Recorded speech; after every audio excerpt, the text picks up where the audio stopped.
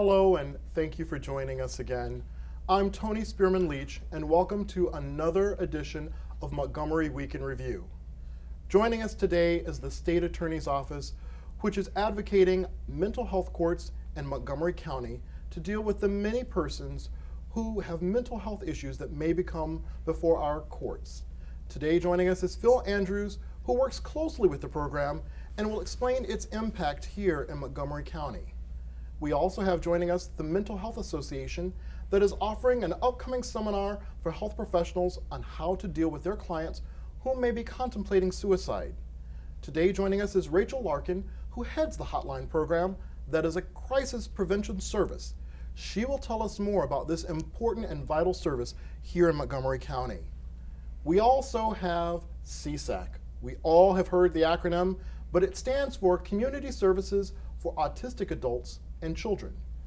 They are going to operate a greenhouse that will integrate their clients with the world of growing vegetables. And that's really important because it's a part of Montgomery County's agricultural heritage and our farming community.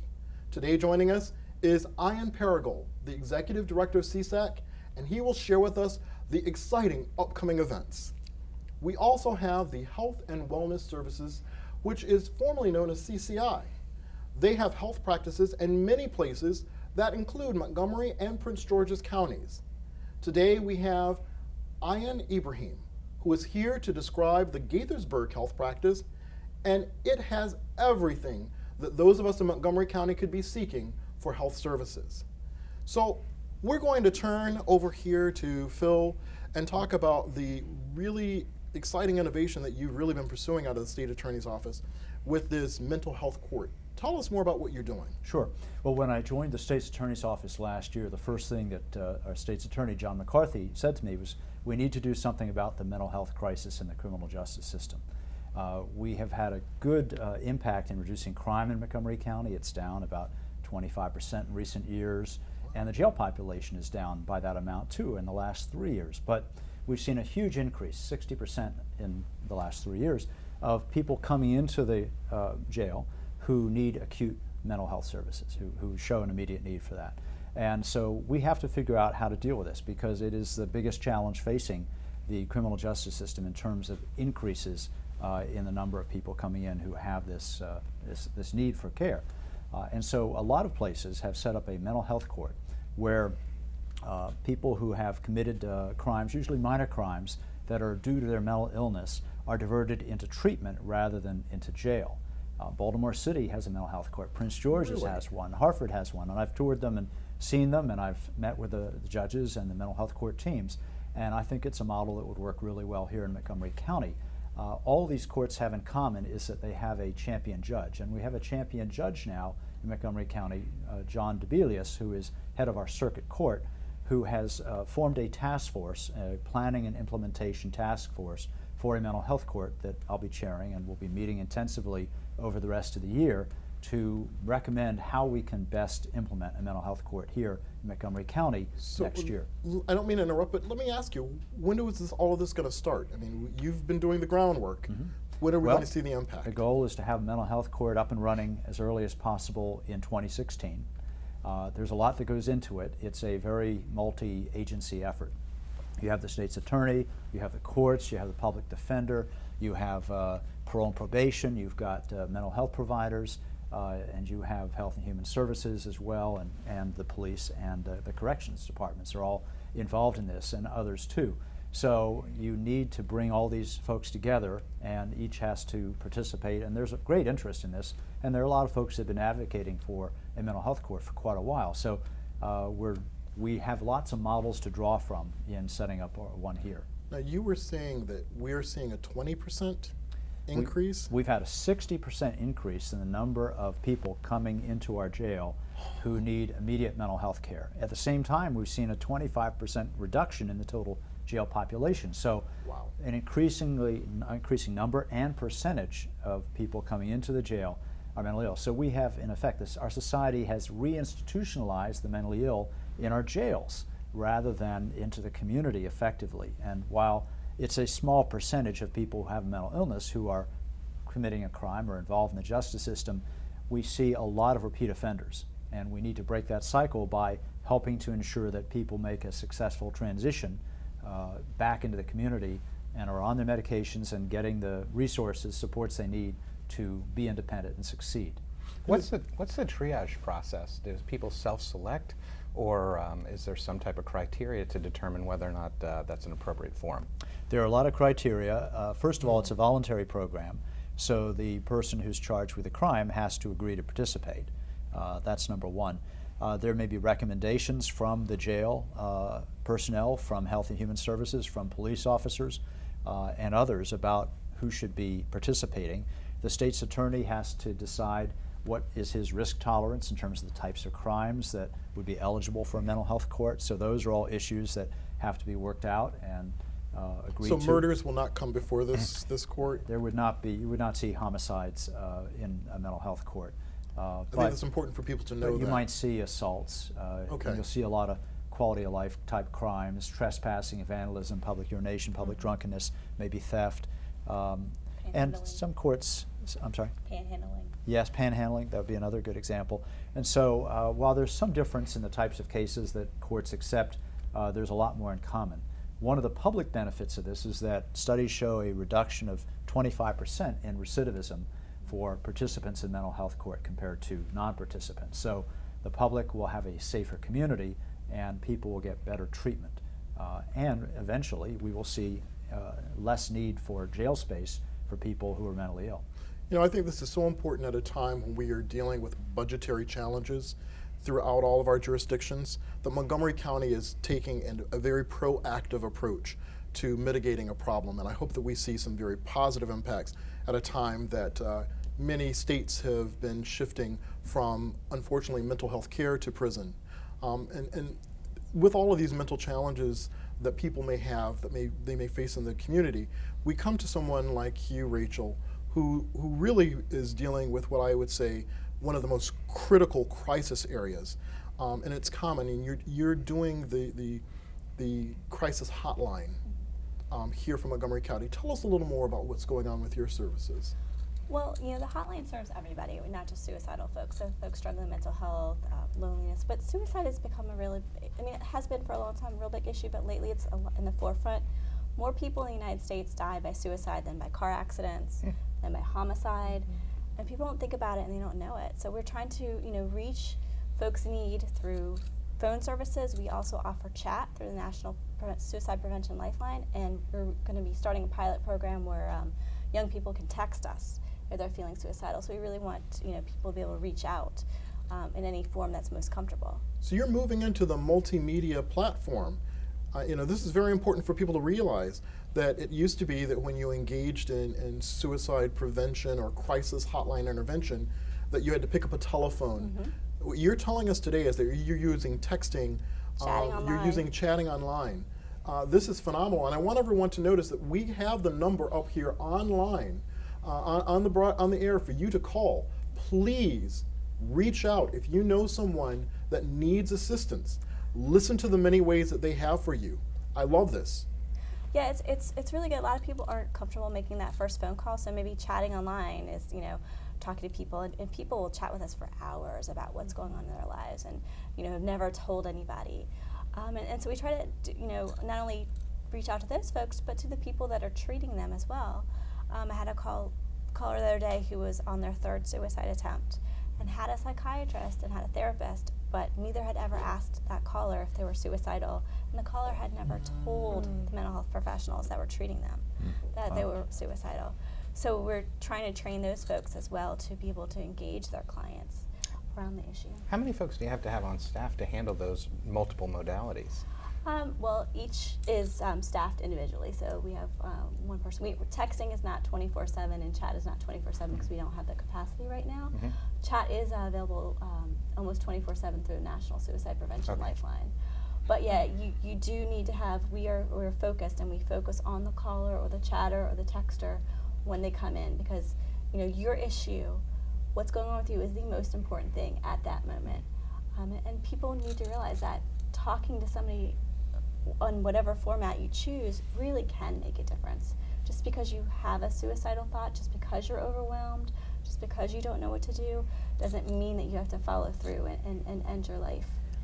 If you know someone who has suicidal thoughts, is that person able to call the hotline to kind of get some sort of direction on how to talk to their loved one? Absolutely. A third of our suicide calls are actually what we call third-party calls. So folks saying, I have a son, I have my best friend, I have a coworker that I'm concerned about. What should I do? Where do I send them? Who do I, we have a lot of resources in the community too.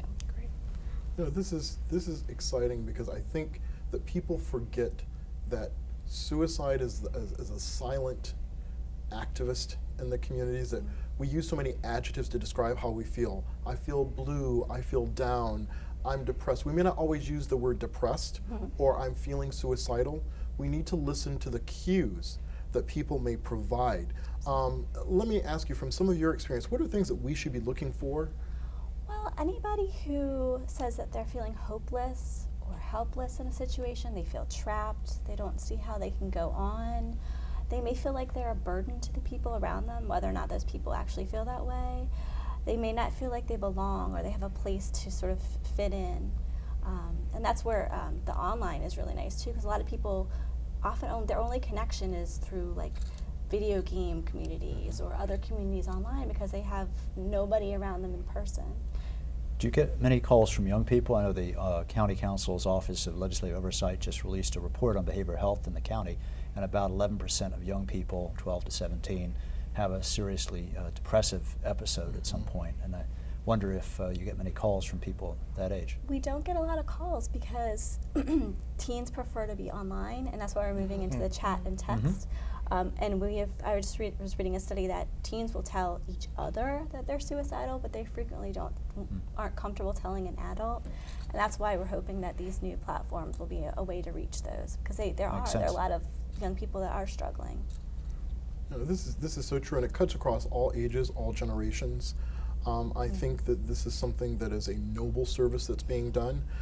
As technology innovates, hopefully you will be given the resources to innovate with it, because kids will use avatars on these games today, and although you're using the chat and you're using the text, there may be other ways to engage young people as technology grows to help you grow with it.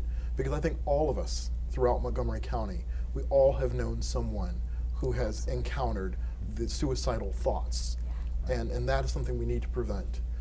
This has been a wonderful discussion, an engaging discussion, and we will be back after these messages to present far more for you.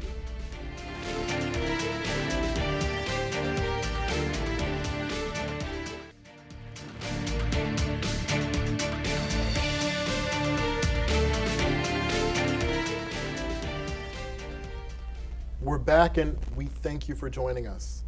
We're now going to turn to our next guest. Of course, we have Ayan, who is from CSAC. And Ayan, you are bringing a wonderful program that I just am giddy about, because you're taking your adults with autism and you are bringing them into Montgomery County's heritage with an organic farm. Tell us about it. Spot on. We thought that it would be a great opportunity for a lot of the individuals that we support, particularly adults, to engage in some type of agricultural work. In the past, and actually presently, we currently work with Red Wiggler. They provide opportunities for a number of our individuals, and they love it. And so we thought, well, maybe we should try some of this ourselves, so we could make sure that employment was robust and constant.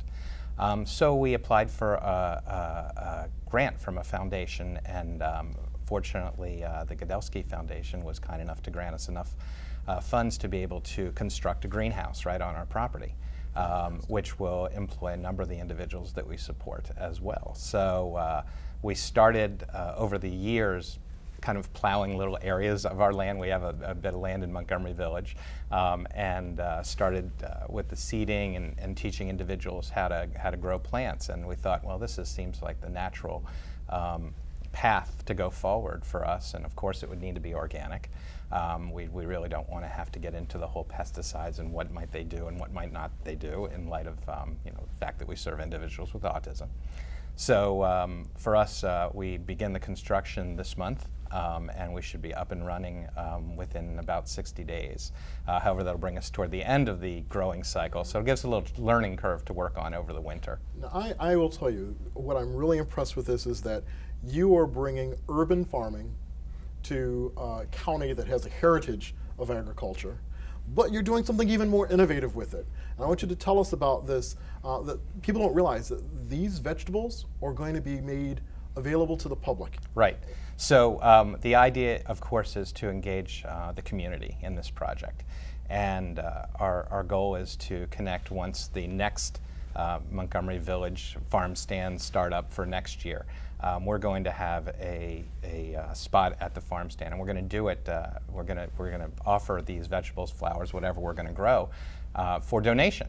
So there will be some tax deductibility for possible patrons, and the whole idea is folks would pay what they think it's worth, and certainly what we think it's worth, a ton more. That's really the bottom line for us, because it's work opportunities for the individuals and integration opportunities, as well as being able to connect with that community and kind of take away some of the myths of autism and see that, oh well, individuals with autism can work. This works perfectly.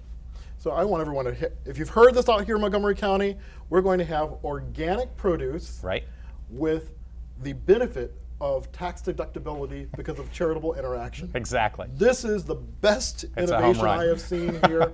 And you were telling me it's not just going to be vegetables. Tell me more about Right, we'll do a little flowers. We've had some of the master growers work with us when we had a school program a few years ago as well, just to kind of learn it ourselves. And so we'll do flowers, we'll do vegetables along the way, and we'll just kind of see what grows well, quite frankly, and what the individuals want to select. I mean, the benefit of it for us is that it really doesn't necessarily need to make money. It needs to make contacts. And so it can be very targeted to what the adults in our program feel like they want to grow. It's terrific, and it sounds like a great partnership with Red Wiggler and Yep. the Master Gardeners, and really demonstrating the ability of people with autism to provide useful services and to work. Absolutely. I mean, CSAC for years has been about, I mean, that's what we're founded on, the whole notion of being a supported employment program. And this is a great extension of that, where we're operating kind of our own entity that goes into the community. How are you going to enroll participants? Well, they're going to self-select. There's a number of individuals that have worked on the gardens along the hard gardens that we have on the property right now, and so we know that there's interest. And then there's also management components to it too, so we can teach those skills along the way. So it's not just individuals that might want to get their hands in the dirt. It's also individuals that might want to learn, like keeping track of different inventory. So it's a whole business. Will they also be working at the farm stand? Absolutely, that's the whole idea. On the weekends, typically, services in Maryland and in Montgomery County typically go from 9 till 5, right? But we're going to be able to extend that to having work hours for individuals over the weekend. This is just fantastic. Again, here we have an innovative nonprofit that is preserving part of our agricultural heritage. You've leveraged all the resources. I am very, very proud to say that this is here in Montgomery County. And another phenomenal program that we have, when we look at all of these resources we brought, here we have Ayan Ibrahim, who is going to talk about our Gaithersburg Health Center. I didn't even know that you provided all of these health and wellness programs that are available to all people in Montgomery County. Can you tell us more about what you're doing? Sure. So Health and Wellness Services, or formerly known as CCI, is a federally qualified health center, and the Gaithersburg Health Center is just one of 12 that we have throughout Montgomery County and Prince George's. But what's really unique at this particular space is that we have behavioral health, dental, primary care, family planning, and also WIC, which is a Women, Infant, and Children program. So we're really trying to focus on making sure that the individual or the family can come to this site and go to all these different services that we provide. Also, we're working on a grant which is called the Community Partnerships for Healthy Mothers and Children. And what we're doing with that grant is really trying to focus on a referral process. So trying to do that warm handoff versus, for instance, just giving a piece of paper to a family and saying, hey, just go ahead and call that number and see where it goes. Because a lot of times these families may need support. They may not have the self-efficacy to go to that next level, to be motivated to go to that other service. So this grant is really giving us the opportunity to take that family and possibly walk them over to the whatever site that they're looking for. So if they're looking for primary care and they're coming from the WIC clinic, they go over to the primary care and they provide those services. So you're bringing health concierge services to the local level, to the residents here in Montgomery County. Yeah. And I think that people really don't realize that they've already proven the efficacy of such programs for cancer patients, where just the fear alone can make it very difficult. And we're presenting the number here on the air so that you can reach out and be made aware of these programs. Definitely. But I just think this is phenomenal that you are actually bringing, this health concierge service to the local community, and that it's available to everyone. It sounds like it's a very warm and welcoming place. What's the setup like? Yeah, definitely. I mean, we have warm and friendly faces. We welcome everyone. It's definitely a program where we're really focusing on the whole health of the individual instead of just looking at one aspect of that individual, especially since, for example, childhood obesity. I mean, if you only look at that childhood obesity in terms of a nutrition aspect, there may be other things that are going on with that child that you might not be aware of. So providing that service and letting the families know, hey, not only do we have WIC, but we also have primary care, we also have dental care, we also have other services that you may need. And if we don't have those services there, we're able to refer out to we have a strong network of relationships of other community partners that we're able to refer out to as well. So it's really a great service, and definitely.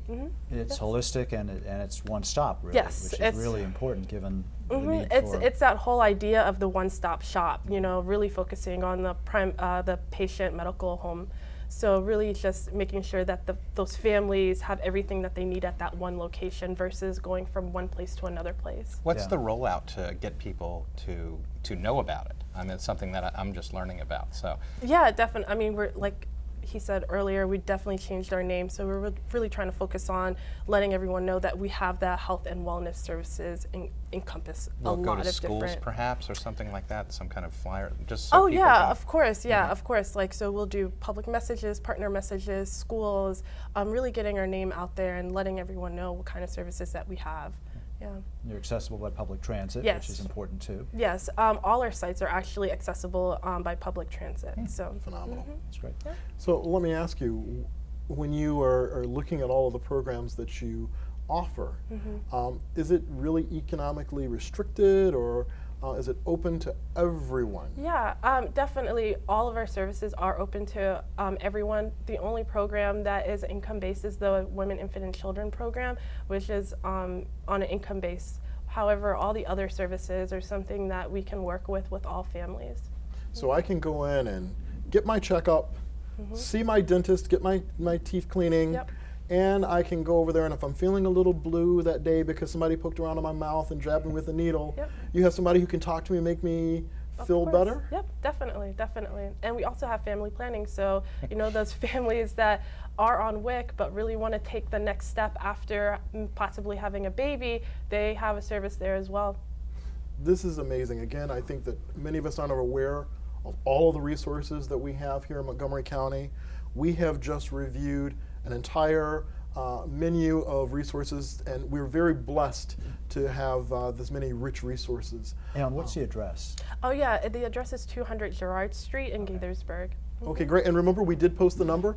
I want to thank all of you for joining us today for a rich introduction to everything we have here to offer here in Montgomery County. Thank you again for joining us for this week's edition of Montgomery Week in Review. Again, I'm Tony Spearman-Leach, and I look forward to you joining us again next week at this same time for another edition of Montgomery Week in Review. Take care.